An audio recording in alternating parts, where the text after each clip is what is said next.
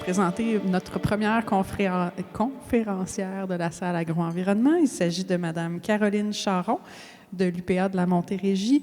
Elle travaille à l'UPA de la Montérégie depuis 18 ans, où elle est conseillère à l'aménagement du territoire. Elle s'occupe notamment des dossiers d'environnement, de faune, de gestion de l'eau, de changement climatique. Plus spécifiquement en lien avec les changements climatiques, elle est responsable régionale du projet Agri-Climat du CIDAC. Je ne me souviens plus de l'acronyme, excusez-moi. Il me semble que ça s'appelle maintenant... merci. Conseil pour le développement de l'agriculture du Québec. Pour la Montérégie, avec Patricia Leduc, qui est agronome du Club Conseil Agri-Conseil Masca. Excusez-la. Donc, merci Caroline. Je vais te laisser présenter sur l'adaptation au changement climatique en milieu agricole. Bien, c'est ça. Moi, dans le fond, je suis responsable régionale pour le projet Agri-Climat. Je suis employée de la Fédération de l'UPA de la Montérégie. Par contre, le projet Agri-Climat, c'est un projet qui est porté par le Conseil pour le développement de l'agriculture du Québec. Moi, je viens vous parler un petit peu des changements climatiques, mais qui sont plus spécifiques. En fait, ils ont des impacts par rapport aux productions agricoles. Donc, on a vu ce matin là, quelques changements climatiques attendus. J'ai des données vraiment là, qui s'appliquent au milieu agricole. Donc, nos données proviennent d'Uranos. Là, ça vous a été présenté là, ce matin. C'est un consortium d'experts en changement climatique. Ils nous ont préparé des scénarios climatiques pour l'ensemble des fédérations régionales de l'UPA, dont celle de la Montérégie. Juste un petit bémol, à l'Union des producteurs agricoles, la Montérégie inclut les MRC de Brome-Missisquoi et Haute-Yamaska. Pour faire les scénarios climatiques, on s'est basé sur un historique de 30 ans qui est de 1991 à 2020 et on se projette également sur un horizon de 30 ans qui est de 2041 à 2070, que je vais appeler l'horizon 50 ans. Donc, ici, on voit les températures moyennes annuelles en Montérégie. Donc, on a l'historique de 1991 à 2020 et on a ce qui est projeté dans le futur. Donc, pour 2050, présentement, la moyenne annuelle est de 7 degrés, puis on s'attend à une augmentation de 2,2 degrés. Donc, pour avoir une moyenne annuelle de 9,2, je suis désolée, Yann, c'est des données que tu connais déjà. Yann Ward est sur notre groupe de travail régional. Ici, on voit l'évolution des températures moyennes mensuelles. Donc, on a de janvier à décembre. La différence va être relativement similaire sur l'ensemble de l'année. Par contre, ce qu'il faut noter, c'est que les températures vont être plus élevées la nuit que le jour. Au niveau agricole, ça amène des impacts tant au niveau des végétaux, parce que les végétaux, en fait, font de la respiration la nuit, donc ils vont perdre davantage d'eau. Même chose pour les animaux, ils récupèrent la nuit quand on a eu des chaleurs importantes dans la journée. Donc, d'avoir des températures plus élevées la nuit, c'est pas super. Même chose là, pour nous, là, les humains, on dort pas très bien quand les températures sont plus élevées de nuit. Et ici, on a l'évolution des précipitations totales mensuelles. Donc, pas tant de grandes différences annuellement. Donc, on voit à peu près une augmentation annuelle moyenne de 60 mm. Par contre, on voit que ça va être davantage dans les mois d'hiver, printemps, automne. Les précipitations devraient être similaires en été. Par contre, on parle d'épisodes qui sont plus intenses, qui sont espacés. Donc, souvent sous forme d'épisodes d'orage. Ce qu'il faut noter aussi, c'est qu'on va avoir davantage de précipitations en hiver qui vont être sous forme de pluie plutôt que sous forme de neige. Donc, je vous dirais là, que l'hiver qu'on a présentement est assez représentatif de ce à quoi on s'attend dans le climat futur, contrairement à l'été 2023. L'été 2023, c'est ce qu'on appelle une anomalie climatique. Donc, ce n'est pas représentatif de ce à quoi on s'attend. On va toujours avoir de la variabilité là, d'une année à l'autre. Donc, ici, on a l'évolution de la température minimale en hiver. Donc, c'est vraiment la température la plus froide qu'on va enregistrer au niveau de l'hiver. Donc, on voit, là, on a des années où on a enregistré du moins 37, moins 38. On a d'autres années là, où est-ce qu'on est comme plus à moins 28, moins 29. À date, présentement, pour la Montérégie, là, pour l'hiver actuellement, là, je ne sais pas si on est descendu en bas d'un moins 20. Ça va avoir des impacts sur certaines productions. On a des cultures qui, habituellement, sont protégées par la neige, qui sont plus sensibles au froid. Donc, on a plus de risques de mortalité. Donc, ici, on voit une augmentation moyenne en décembre, janvier, février de 4,4 à 4,5 degrés de la température minimale qu'on va enregistrer. Donc, c'est ce qui est prévu pour l'horizon 2050. Et ça, ici, ce sont les cycles de gel-dégel. Donc, en moyenne, un cycle gel-dégel, c'est une journée où la température maximale va être en haut de 0 degré et la température minimale va être en deçà de 0 degré. Donc, dans notre historique, on est à peu près à 29 jours. On s'attend à une augmentation d'à peu près 3 jours, ce qui n'est pas tant, ce qui n'est pas tant important comme augmentation. Par contre, c'est la répartition. Habituellement, nos cycles de gel-dégel, on les retrouve davantage à l'automne puis au printemps, alors que dans le climat futur, on s'attend à avoir des épisodes de gel-dégel qui sont davantage en hiver. Donc, comme ce qu'on observe présentement. Ici, on a la durée de la période d'enneigement en Montérégie. Donc, une période d'enneigement, c'est quand on a plus que 3 cm, 1 pouce de neige au sol. On a un historique de 124 jours en Montérégie et dans le climat futur, à l'horizon 2050, on s'attend à 84 jours, ce qui est une baisse de 41 jours, ce qui est quand même très important. On le voit cette année. Et également, au niveau de l'épaisseur maximale de la neige, on s'attend à une diminution de 49 mm. Quand je parle de millimètres, c'est la neige fondue, là, on la ramène en eau, ce qui correspond à 42 de l'épaisseur. Donc, on a une diminution de 42 de l'épaisseur de neige. Puis encore là, on va avoir des impacts au niveau des cultures pérennes parce qu'on a une fonction de protection aussi avec la neige dans les champs. Donc, ici, le synchronisme gel-saison de croissance. En agriculture, quand on parle de saison de croissance, on parle de 5 journées consécutives avec des températures quotidiennes qui sont supérieures à 5,5 degrés. Donc, présentement, dans mon historique, on s'attend à ce que la saison de croissance commence 9 jours plus tôt, en 2050. La date du dernier gel aussi, on s'attend à ce qu'elle soit 9 jours plus tôt.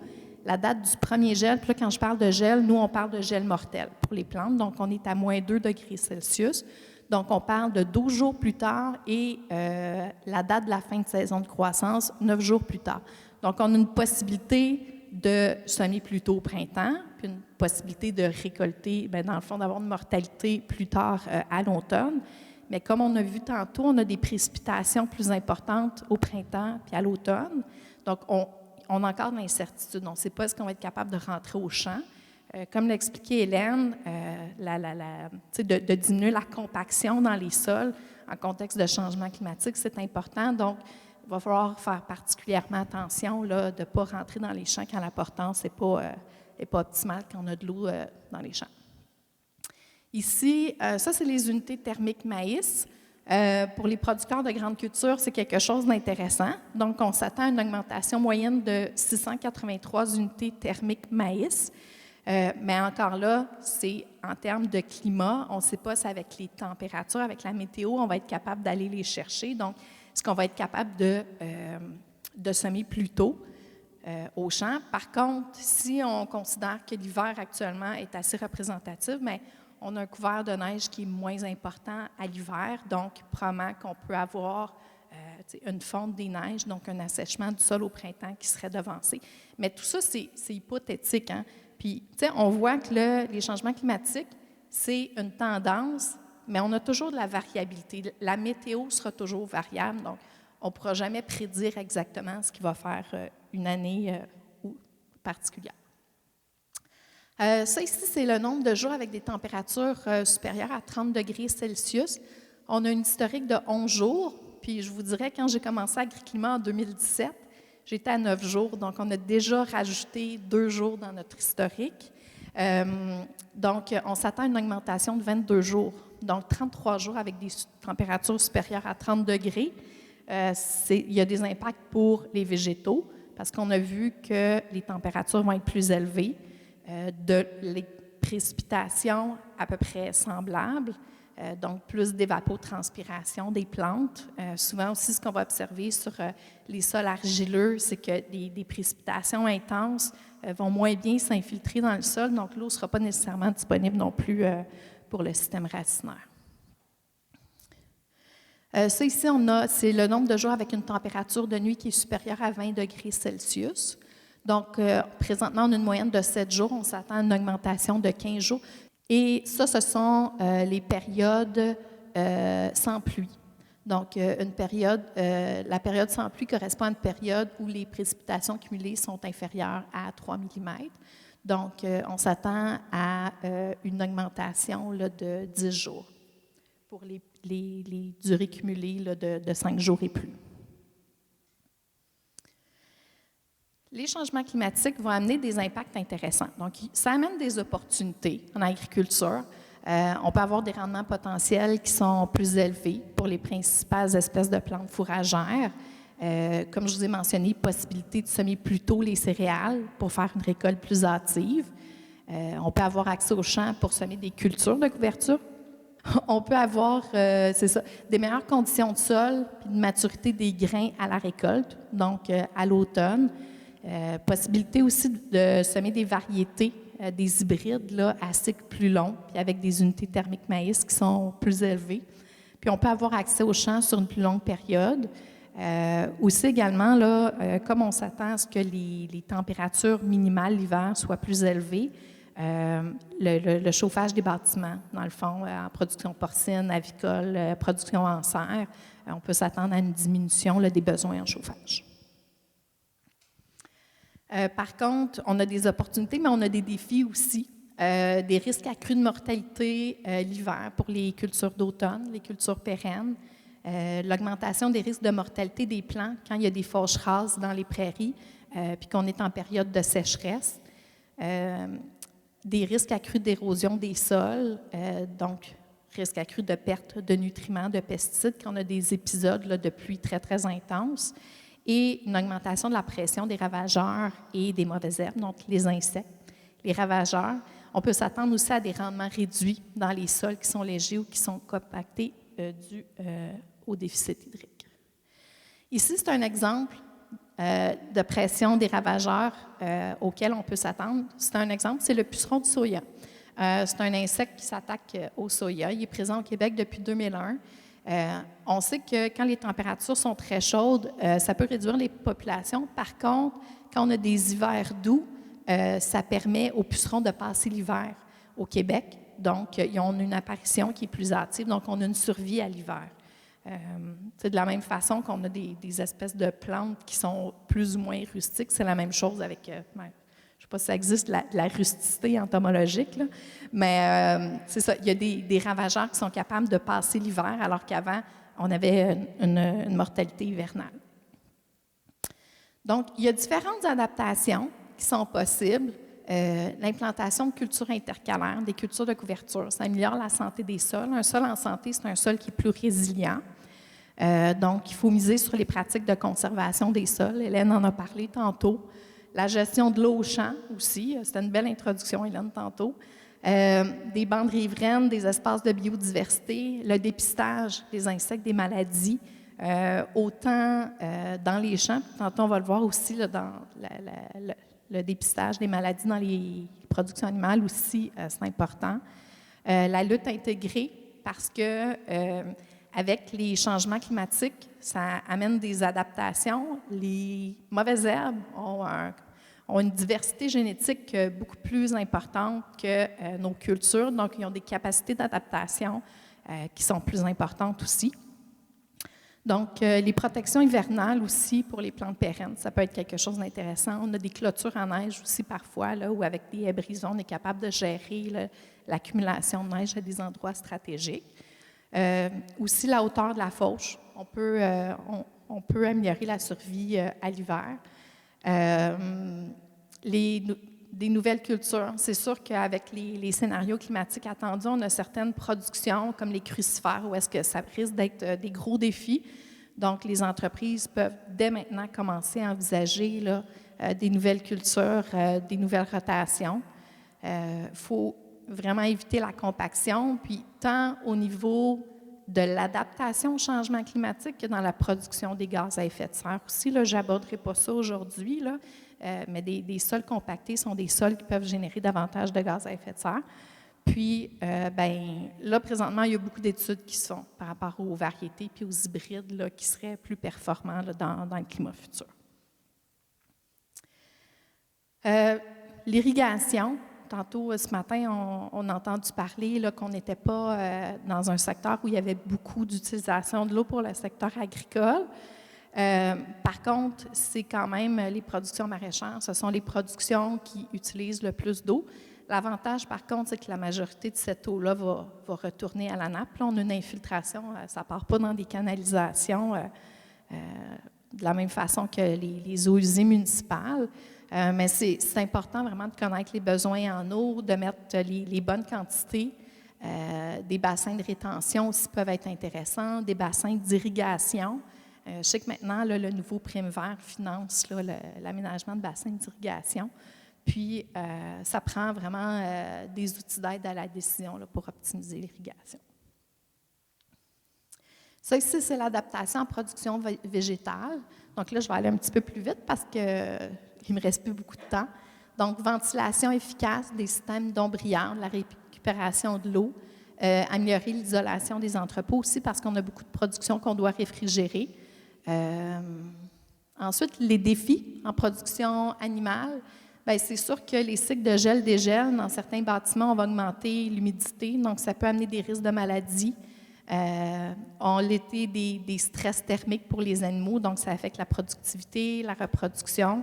On augmente les risques là, de mammites, d'acidose ruminale, de boiterie chez les bovins. On a des besoins alimentaires qui sont différents aussi en période de canicule. On a des animaux qui vont refuser de s'alimenter, donc des fois, il faut augmenter l'appétence des aliments. Puis, évidemment, là, quand on a des cycles de gel-dégel là, dans les enclos d'hivernage, là, c'est plus difficile là, parce que ça devient boiteux. Là. Donc, les adaptations en production animale, bien, encore là, une ventilation efficace partout dans le bâtiment. On peut isoler les bâtiments aussi de la couleur du toit, mettre des arbres à proximité pour faire de l'ombre, pour avoir de l'eau fraîche en permanence, tant les animaux à l'intérieur qu'à l'extérieur. Offrir des suppléments qui sont adaptés, puis faire là, une veille là, sur les maladies. Donc, si vous avez des questions...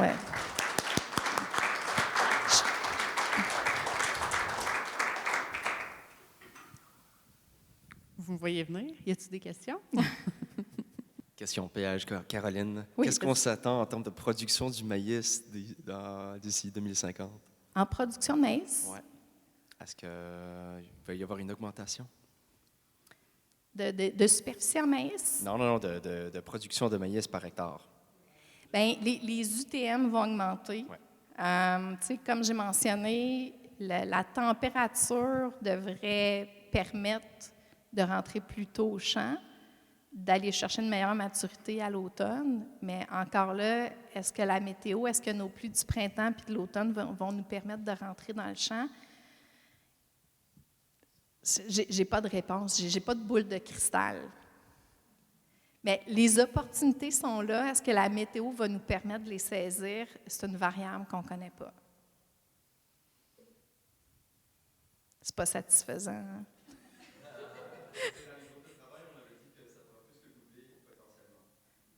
Potentiellement. On se disait, bon, c'est pas mal certain que c'est réaliste, mais il y a des risques. C'est sûr que le maïs, c'est une plante en C4 qu'on appelle. C'est une plante qui est adaptée au climat aride. Donc, mais en 2018, on a eu un été vraiment chaud, vraiment sec. Là. Les feuilles de maïs roulaient dans les champs. Donc, je ne sais pas si vous vous rappelez, là, même le maïs, il en arrachait en 2018. Donc, on ne parle même pas des autres plantes. Là. Les autres cultures, c'était un été qui était vraiment difficile, mais quand on parle de faibles précipitations, de température élevée, le maïs, il tolère bien comparativement à d'autres. Mais on a parlé aussi dans le groupe de travail, est-ce qu'éventuellement, il va falloir irriguer le soya? Est-ce qu'il va falloir irriguer le maïs? Là, je parle de 2050, mais en 2100, on ne se projette pas jusque-là. On ne veut pas décourager personne. Mais on sait qu'en 2100, ça se peut, par exemple, qu'on ait des hivers où on n'ait pas de coulée dans le sud du Québec, en Montérégie, là, au niveau de la sériculture. Donc, il y a des choses auxquelles on va devoir s'adapter. Le climat du futur, là, au niveau de l'été, là, ça va s'apparenter à ce qu'il y a présentement en Indiana, en Ohio puis en Pennsylvanie. Il se fait de l'agriculture là-bas, mais c'est différent. Par contre, nos hivers, on va quand même avoir des hivers plus froids que ce qu'ils ont là. Donc, c'est une question d'adaptation. L'objectif du projet Agri-Climat, c'est de présenter ce qui s'en vient pour qu'on soit capable de s'adapter. Puis là, on a des fermes pilotes où on teste ces mesures d'adaptation-là, où on fait des bilans carbone, parce qu'il y a un enjeu aussi d'émissions de gaz à effet de serre. Donc, les entreprises travaillent beaucoup sur l'émission de gaz à effet de serre. Les différentes filières aussi, là, il y a la production laitière, production bovine, production porcine. Ils se sont eux-mêmes donné des normes d'amélioration pour produire des aliments là, qui, au kilo, là, ont une empreinte carbone quand même beaucoup moins élevée là, que ce qu'on voit, là, que la moyenne à l'échelle planétaire. Donc, choisissez des aliments locaux, là, pas des pommes vertes. Excusez. Merci, je vais le dire au Manoir du Ville. On est un super bon producteur de pommes au Québec. On a des belles pommes. Il y en a ici. Il s'en fait ici, des pommes. Oui. Il y a un verger bio ici, là, juste en arrière. Excusez. C'est des formations professionnelles quand on voit des pommes vertes puis des bananes. On est comme, oh mon Dieu. Frédéric Paré de la MRC d'Aucillon. Oui. Si on avait à choisir dans la liste des bonnes pratiques agro-environnementales à mettre de l'avant dans les prochaines années, laquelle serait la prioritaire? Puis, qu'est-ce que ça prend pour qu'elle s'implante vraiment puis qu'elle s'adopte très largement? OK. Moi, premièrement, je ne suis pas agronome. Je suis biologiste de formation, donc je peux pas vous recommander une pratique agro-environnementale parce que toutes ces pratiques-là ont un impact sur l'entreprise, ont un impact sur les revenus de l'entreprise. Mais ce que je peux vous dire, c'est qu'un sol qui est résilient, c'est un sol en santé, c'est un sol qui est résilient. Donc, tout ce qui est amélioration de la santé des sols, c'est sûr que l'accès à l'eau aussi, c'est un enjeu. Donc, je vous dirais, la gestion de l'eau puis la santé des sols, je ne veux pas avoir de grief de l'ordre des agronomes. Là. Je pense que je ne vais pas trop loin. Là. Ben, je ne veux pas souffler aucune réponse, là, mais par exemple, la culture de couverture, est-ce que, je ne sais pas moi, s'il y a des agriculteurs dans la salle, est-ce que ça pourrait, par exemple, être la pratique à promouvoir très largement? Les cultures de couverture, là, le plan d'agriculture durable vise que 75 des sols soient couverts par des cultures de couverture. Le défi, c'est que ça ne s'implante pas comme ça. C'est pas évident dans certains sols. Puis dans certaines conditions, des fois, quand on a beaucoup de pluie, les cultures de couverture sont trop luxuriantes, disons, là. Donc, moi, ce que je dirais à chaque entreprise, c'est regardez ça avec votre agronome. Regardez l'idéal là, pour votre entreprise, selon vos objectifs. Les agronomes on a plein d'agronomes qui ont été formés par Agri-Climat, il y a d'autres spécialistes aussi, là, agronomes. Donc, il faut vraiment que les entreprises se fassent accompagner par l'agronome pour s'assurer qu'il n'y a pas d'impact négatif sur l'entreprise. OK, merci. Catherine Lescope-Sinclair, ministère des Ressources naturelles et des Forêts. C'est une question de néophyte. Quand vous disiez hauteur de la fauche pour hausser la survie à l'hiver, je me demandais de quoi exactement, pas les oiseaux. Non, c'est que la hauteur de la fauche, en fait, va permettre d'avoir une meilleure accumulation de neige parce que ça fait une certaine rugosité, là. Pour la culture elle-même, la survie. Okay. Oui. Merci.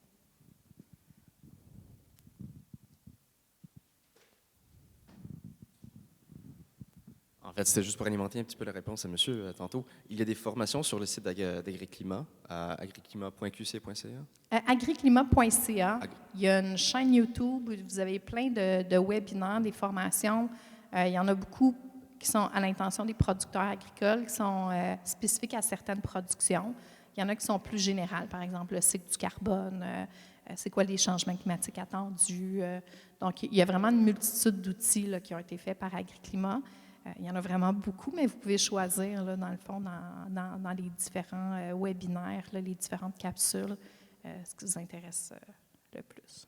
Allant jusqu'à des formations de comme 8 heures. C'est assez solide. On a des agronomes qui remplissent le bilan carbone, c'est 35 heures de formation. Donc, si ça fait le tour pour le moment, on passerait à la prochaine présentation. Donc, je vais remercier Caroline avec un miel de l'île.